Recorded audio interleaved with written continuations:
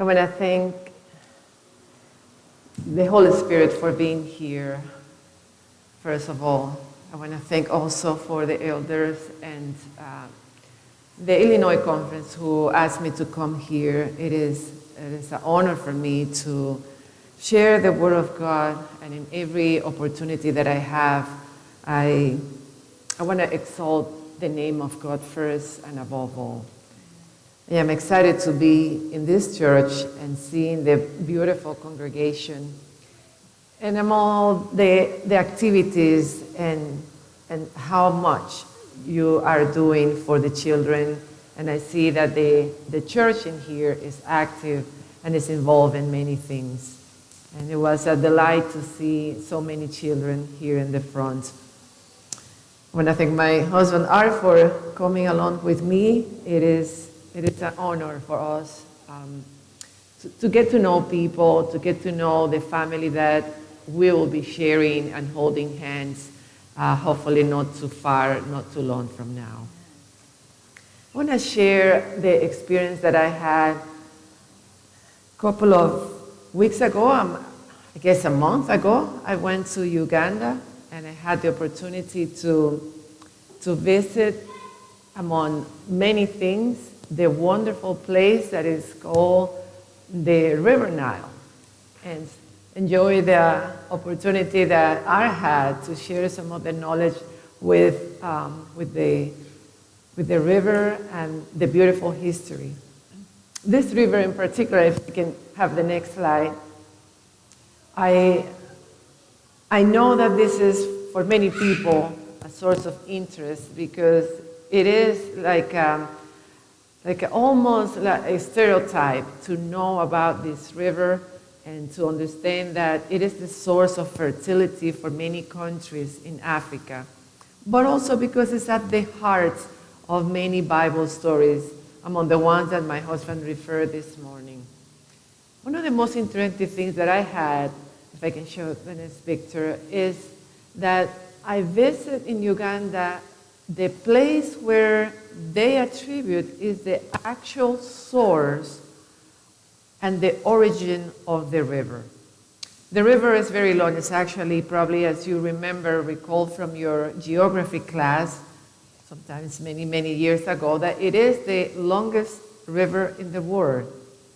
And is longer than the Amazon River, and is over 4,000 miles long. And it goes through 7 countries. It is particularly interesting because it flows from the south to the north. And people might think it is a very strange situation that a river flows from the south to the north, but it is actually because the central part of Africa has higher elevation than the northern part. So the river is flowing toward the source, and at the end, it actually ends in the Mediterranean Sea. And this is where the story that I want to focus is on. It was almost very interesting to learn as I was taking us through the River Nile that we passed through areas where it was very calm and nothing was actually bothering. And then they told me that this is just an area where I was in Jinja, because probably a few miles down the road, there is an area open, the topography changes, and then the wind blows, and then there is turbulence. And the picture that you are looking at is what they found, the scientists that discovered that this is the actual source where the water comes out. It is in constant motion.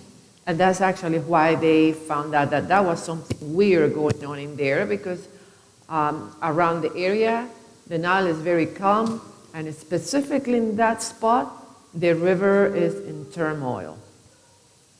Well, we had somebody that in our knowledge of the Bible is almost specialized in having difficulties and having storms, physical storms, actual storms that he went through, and internal storms that he went through. And this morning we are going to highlight a specific story where the Apostle Paul takes into a journey, if I can have the next slide, take us into a journey through the point where he was after spending 2 years in prison. And then he had the opportunity to go and defend his case many miles away. He asked to present his case before Caesar. And at that time, he had to travel to do an audience. He had to travel and go to what is known today as Italy. So the story today will take the Apostle Paul from Damascus all the way, as you can see, through the Mediterranean Sea, and what it was supposed to take between 20 to 25 days journey in a boat, it took him 5 months. 5 months, but not just any kind of days and any kind of weeks or any kind of months. 5 months under turbulence, 5 months under stress, and 5 months where everything that he knew that was solid and stable became unstable and unpredictable. And I want to emphasize this because in this chapter that we are going to go through, and I will invite you to open your Bibles to Acts chapter 27. Acts chapter 27. And we are going to read a story where we will be almost mirroring what happened in Paul's life and what happened for him at the end of his journey. We have here a person that have come to a point in his life where he is expecting that God continue to direct his path. What we are going to do, since I'm not quite sure that many of you are familiar with this story, when I found this story as I was reading the Bible, so many things came and lit up my mind and reflect specifically what I was going through, that even though I have read this text in the past, it was the help of the Holy Spirit that put everything into context. So, because the chapter is long and the time is short, I just want to go through key verses, and then I'm going to come back and see what actually the author of the book tried to highlight and the reason why he got into very specific details to account what it happens. So we're going to start in verse 1, and it says, "And when it was decided," and I'm reading from the English Standard Version, "and when it was decided that we should sail for Italy, they delivered Paul and some of other prisoners to a centurion of the Augustan cohort named Julius. And embarking in a ship of Adramyttium, which was about to sail to the ports along the coast of Asia, we put to sea, accompanied by Aristarchus, a Macedonian from Thessalonica. And the next day we put in at Sidon, and Julius treated Paul kindly and gave him leave to go to his friends and be cared for. And putting out to sea from there, we sailed under the lee of Cyprus because the winds were against us." And now we are going to jump into verse 11 and says, verse 9. It says, "Since much time had passed, and the voyage was now dangerous, because even the fast was already over, Paul advised them, saying, 'Sirs, I perceive the voyage will be with injury and much loss, not only of the cargo and the ship, but also of our lives.' But the centurion paid more attention to the pilot and to the owner of the ship than to what Paul said." Then we're going to go forward and we're going to read verse 14. But soon a tempestuous wind, called the northeaster, struck down from the land, and when the ship was caught and could not face the wind, we gave way to it and were driven along. And then we are going to verse 20. When neither sun nor stars appeared for many days, and no small tempest lay on us, all hope of our being saved was at last abandoned. We are going to verse 23. For this very night, Paul said, there stood before me an angel of the God to whom I belong and whom I worship. And he said, do not be afraid, Paul. You must stand before Caesar. And behold, God has granted you all those who sail with you. So take heart, men, for I have faith in God that it will be exactly as I have been told, but we must run aground on some island. And we are going to read verse 30. And as the sailors were seeking to escape from the ship and had lowered the ship's boat into the sea under the pretense of laying out anchors from the bow, Paul said to the centurion and the soldiers, unless these men stay in the ship, you cannot be saved.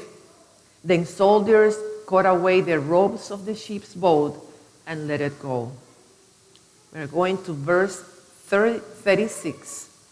Then they all were encouraged and ate some food themselves.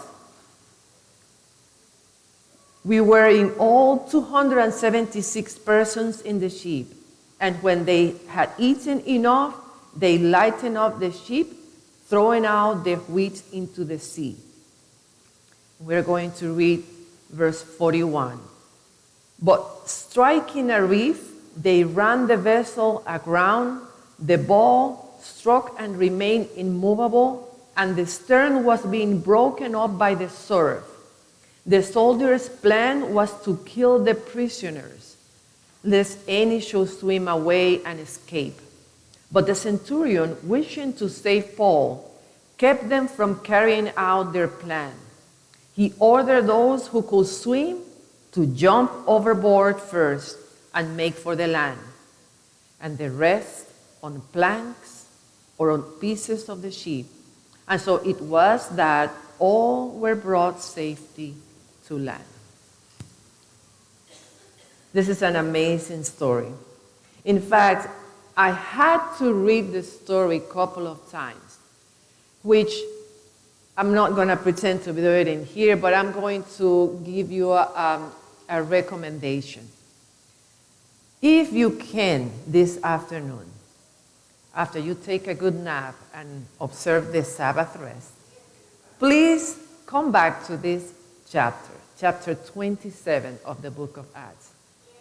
Pray and let the Holy Spirit reveal the rest of the things that I am not going to be able to share with you, but that so amazingly God impressed into my heart and had actually given me a new sense of direction, a new sense of calm in the middle of the storm. And if any of you is going through a storm, I can guarantee you that this is going to be helpful. If I can have the next slide. Because what we are seeing in this chapter here is almost, I cannot find right now in the Bible any text that can be more helpful to navigate 2022.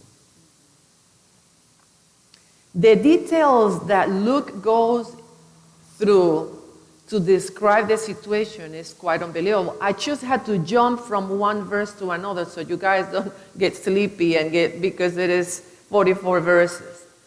But I tell you, you go back and you see how Luke, who actually is describing the text, the story, because he is right there. When we read the verse that Paul was allowed to bring 2 friends, Luke was one of them. This is Luke, the one that wrote the book of Luke. and the one that wrote the book of Acts. So in the beginning of the book, it is written as it is describing to what's going on with other people. But if you notice, in chapter 27, there is a change in the way the description goes on, as it is we, because Luke was right there.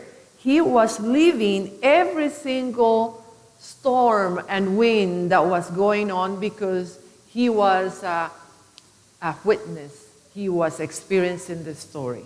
So that's why, in this way, this chapter changes the way to describe. And my wonder was, why was he so meticulous about saying, we went here, but then he took the wind gold? Every time they say the lee refers to a wind that can move and the navigation from one point to another. So he went into the detail to describe where they were standing, in which port, and then how long it took. He described even the attitude of the people in the ship. Did you notice that? And you will notice that when you go into the details. He was also describing in details, contrasting the situation that they were going through with the attitude of one person in that boat, with the attitude of Paul against the situation that they are going through. And I want to put in your mind the idea that this chapter, this description might have been written for the members of the Rockford Seventh-day Adventist Church during July 2022. Because the way it describes how leaders in this boat took a hold of the attitude and transformed the way this trip ended was because of the presence of one faithful Christian in the middle of the storm. And I don't know about you, but if you are, if I can see the next slide, if you are living enough, you will be in one of these three situations. It is very certain that just like the storm that we are seeing the description, we might be going through a storm. You are either heading into a storm right now, or you are currently going through, or you just came out of the storm. And the message this morning is that, is there a way that we can see our way out of the storm? Can we see somebody in the Bible and think about people in your own life that have gone through storm and came out praising God?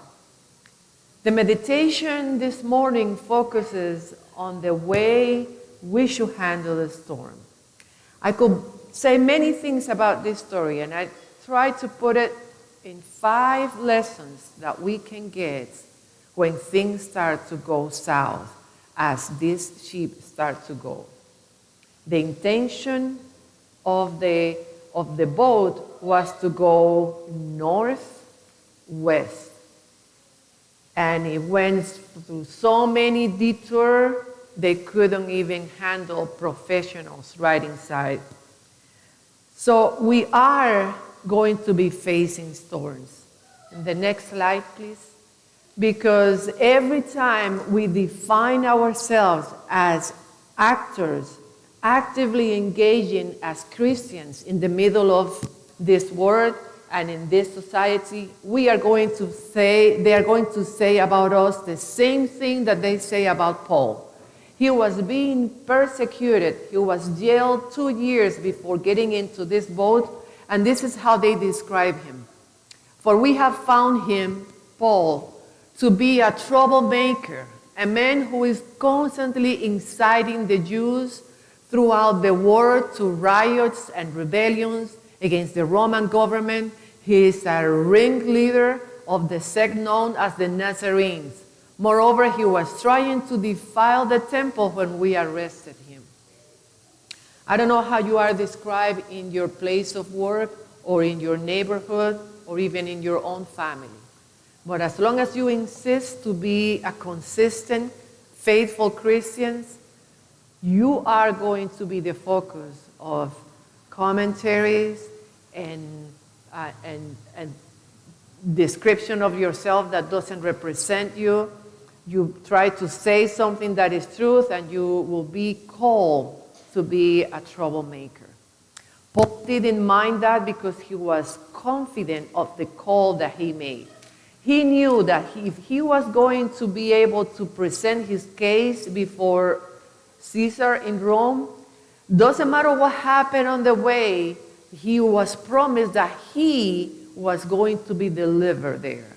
So with that kind of confidence, he went through so many things. Even when he tried to give them an advice and they didn't listen to him, he continued to be confident and participatory and be involved in whatever was going on. Many of us, when they don't take our advice, or we say something in the church board, or we say something, a recommendation in our family, and they don't take our advice, we get mad. We say, okay, go ahead. I am sorry, but if you think you know more than me. Paul is a true demonstration that even when they say that, he said, this is not a good time for traveling in the Mediterranean Sea. You don't travel during the winter. We better stay here and wait for a better time. And the verse we read said that the person did not pay attention to what Paul said, who actually had many experiences. And that was not his first rodeo. And in 2 Corinthians chapter 11, verse 4, he described so many times that he went through shipwrecks and in prison and so many things. Never mind, they didn't pay attention to him. So we are seeing here a case of somebody that knows that is going through a time where people will discredit you, and he continued to push to be involved and participate in what was going on. He knew he was going through the next step in his life, and so I am taking from Paul 5 lessons that I take from going through this storm. The first lesson that I take is that when you are going through a storm, you need to spend some time alone with God. I know that when we are very busy, this is the easiest way to start the day, is to put away, to get clarification from the one who gave you the direction, and clarify that if your thoughts that day are aligning with his thoughts. This is what actually prayer is, by the way. It's making sure that yourself is aligned with the direction that God has for you by presenting yourself to God, worshiping him, and asking him for direction. Prayer is not a shopping list or the list that you propose to Santa Claus. And some people might have the wrong idea about prayer, and that's why they take it away from their priorities in the day. Because they always can think, I can ask God whatever I need while I move along. This is not what prayer is all about. It's aligning your attitude and your thoughts with the call that you have already from God. And making sure that whatever comes your way this day is going to keep me focused on the purpose that he decided for me. To spend time alone with God doesn't necessarily have to be early in the morning, even though this is a good time because we have our senses all awakened. But it is spending time with God that gives us the authority to continue on. If we can get to the next slide. This is what Paul was able to communicate to the people in the boat. When he was trying to give the encouragement to them, this is what he referred to. For last night, an angel of the God to whom I belong and to whom I serve stood beside me. So he's referring that I can give you some hope because I got hope directly from God myself. The reason why many times we don't know what to say to encourage somebody is because we have not gotten to the source of the encouragement. And so to be able to withstand the storm, you need to be able to get the resources from God. It is nice to hear psychologists talking, very nice, the talk shows that present a physician talking. It is very nice to get some counselors and advisors, but nothing replaces the actual communication and direction from God. So make sure that you take the time to spend time with God to give the sense of direction for the storm. And so the second thing that I would recommend is to acknowledge God's presence in your life. How does that work? How do you understand that you will be confident to navigate through the storms of life if you acknowledge that God is with you? Well, the thing is that theoretically, you can hear a lot people saying, well, God is with you. I'm going to hope that God goes with you. And that goes right through your head, and you don't actually internalize that. I don't know how many of you feel when you were a child and you had a security blanket. I never had one, so I cannot recall having an object itself giving me security. But many people think of that and provide their children with a little toy, a little puffy toy that they can grab on, and bring them a sense of security somehow.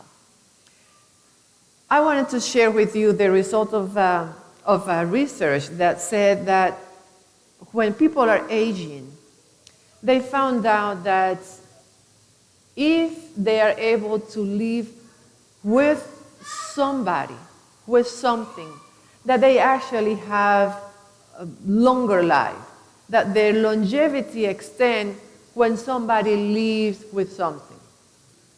And when people that complain that their husband or their wife are argumentative or they don't get along well at the end, they say, even if you don't get along, you actually live longer if you live with somebody, even if you don't like each other. But the interesting thing is that it goes beyond that. They say that actually it doesn't have to be a person. That if you have a dog or a cat, even a goldfish will do it. Just the ability to take care of something that provides a presence for you, that you go and look at it and you feel that you go around and that little being is going around you, that even extends your life and give you a better quality of life. Now, if I can have the next verse. Now, if that's the presence of a goldfish or a cat can give you a longer years in your life, what more will be to be secure that God's presence is with you? I love this verse, Isaiah 43:2. It says, when you go through the deep waters and great trouble, what does it say? I will be with you. When you go through rivers of difficulty, you will not drown. When you walk through the fire of oppression, you will not be burned. The flames will not consume you. The promise that I will be with you. And to believe that promise, this is another take from this story. Because Paul could have get that from God and not internalize it. So he won't be able to communicate. You need to internalize God's presence and believe his promise. And so the next thing that I want to take, the next learning, I wanted to mention also this Psalm 23 verse 4. Even when I walk through the dark valley of death, I will not be afraid, for you are close beside me. Your rod and your staff protects and comfort me. That's the comfort when you go through the stress and the storms of life. And by the way, there are some storms in your life that are very obvious. You know, you take the results of the lab and you know that you are going to go through a storm because you are facing a disease. You had an injury and you had to take care of that. And from now on, somebody giving you the physical therapy or the medicine that you have to take, you know that you're going to have a hard time. And in those times, you know, in obvious storms, people can hand you an umbrella because it is obvious that you are going through a storm. But the worst kind of storms are the ones that are secret storms, are the ones that only you know about, because you are not able to share the troubles and the storms that you are going through that are mentally and emotional storms. And in this case, this applies even more because there are people right now in the current situation we are going through that are going through so many mental and emotional stress, they cannot even communicate that, what they are going through. And to you, if this is your case this morning, I just want to remind you that God promised to be with you. He is promising that His presence will go along with you. And the same promise that was given, that I will be with you today, tomorrow, and until the end of days, comes all the way to Rockford, Illinois, 2022. There is a perceived presence of God when somebody acknowledges His presence, and His confidence is gained when you realize that you are not going through this alone, that you are not raising these children alone, that you are not taking this medicine alone, that you are not going through jobless situation alone. There is a power behind acknowledging and understanding that the presence of God is with you no matter the circumstances. That was going through Paul's mind when he was looking at the wind and the darkness of the sky and realizing that God promised him that he was going to be facing Caesar. It was just a matter of time when he will be stepping there and being in the presence to where his purpose and call was going to be. The time that he was going to do that in between, 25 days or 2 months or 5 months as it ended up, was just going to be taken care of by God. So let's keep in mind that this process of going, let's go through the next slide. We need to believe the promises that he makes. Now, something interesting about the promises in this particular case is that we read that the promise that God made to Paul was not that he was going to keep the boat intact. He promised Paul that he was going to be with him and he will be facing Caesar. The promise was to Paul, not to the boat. So as he went through the process of looking around and seeing the boat going in pieces,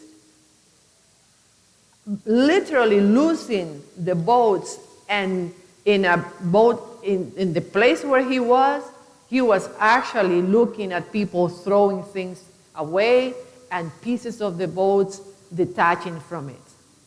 But as long as he kept in mind that the promise was that he would be delivered in front of the person that he was going to be judged and the destination, he knew that the process of falling apart, the objects, didn't mean that he was losing his life. In fact, he was able to reassure the people around him that everybody will be making safety landing sometime.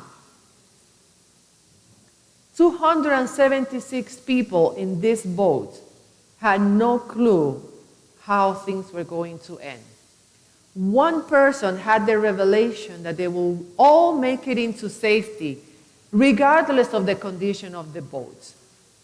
I know There are many people here in this congregation that have received the knowledge and the inspiration that we will be delivered into heaven and that we will be provided with safety. We don't know how we are going to do it. We don't know the process of which, but I know each one of you present here could be the one that makes the difference in the boat that God has placed you in. Each one of you is God's representation in your boat. It could be a small boat.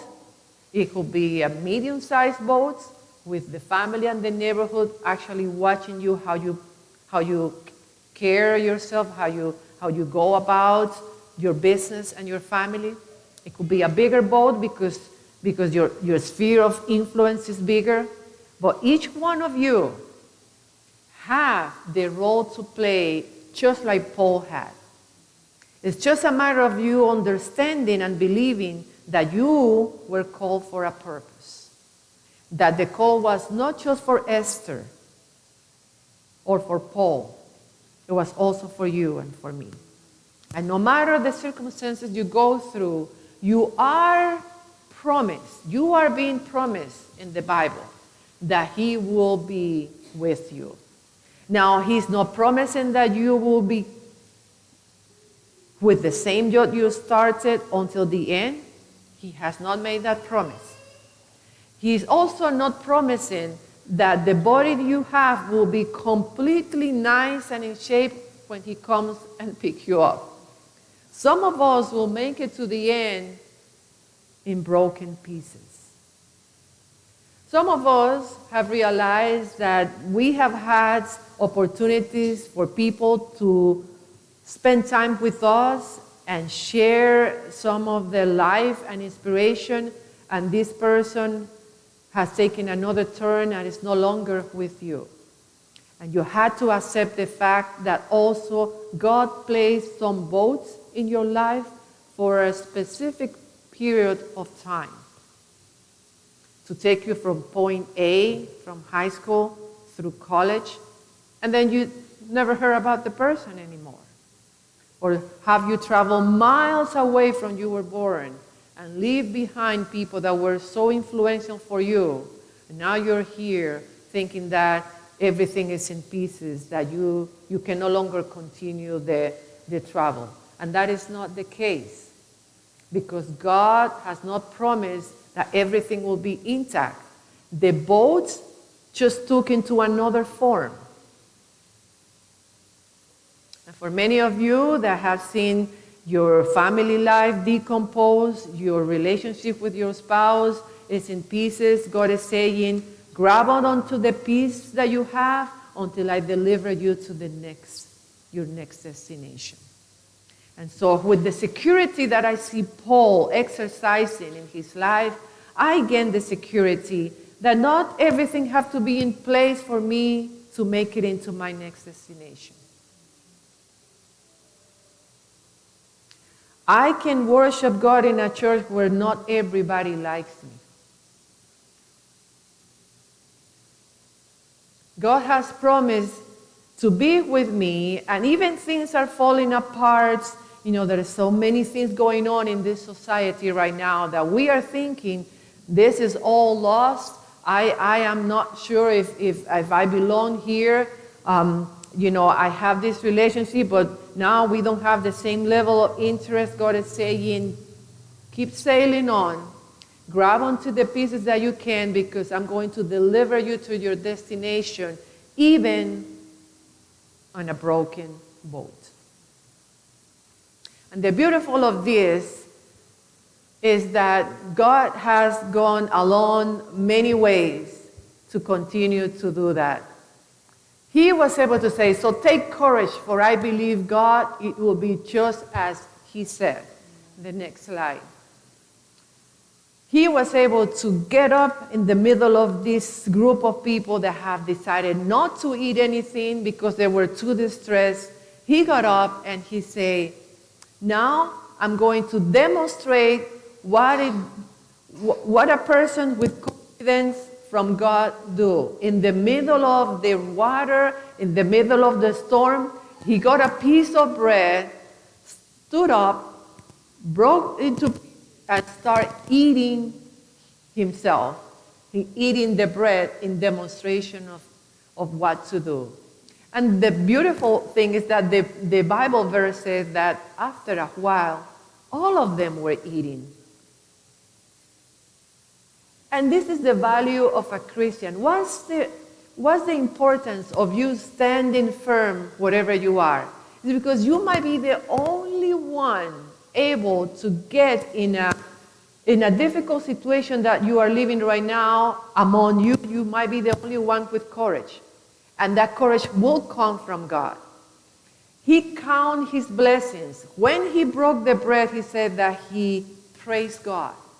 Now, it will be very hard to be praising God when this wind and the storm is just shaking your boats. But that's what he did. That's what some people do. In the middle of the storm, they just raise their song and sing a little bit louder. Count your blessings in the middle of the storm. And so the next slide, we said exactly that. And the next slide, then everyone was encouraged, and all 276 of us, that's Luke writing, began eating, for that is the number we had aboard. The next one. And finally, the thing that he was seeing right in the middle of the storm is that they had to make a decision. The story said specifically that after they ate and noticed that things were going south very quickly, literally, they had to start getting rid of stuff. And so even the boat that could save them, because it was going to be the instrument for a section of the group, they were all prisoners and they were trying to escape when they saw the shore and the opportunity to get out and get free. Even the person directing the ship decided to let that go too. You know, when we are going through situations that are testing our lives, we have to reassess the value of some people and things that we try to carry with us. Very clearly, there is this verse in the Bible that says, you know, getting rid of the things that pull you down. Continue the race, liberating yourself from the things that are pulling you down. For some of us, there will be some people, some friendships that are just toxic relationships that we will have to get rid of and liberate yourself, because it will not let you make it to the end. For some people, it will be some objects, some things that are just in their way of having a closer relationship with you. These gadgets that we have today, they are very useful, they are very good, but they can also lead you to so much distraction that can keep you away from a close relationship with God. And that is the decision you have to make. Many times you cannot even consult somebody. Oh, should I get rid of this person or this thing? You and God, He will let you know what are the things that you need to get rid of in order to make it safely to the end. And finally, I want to say that,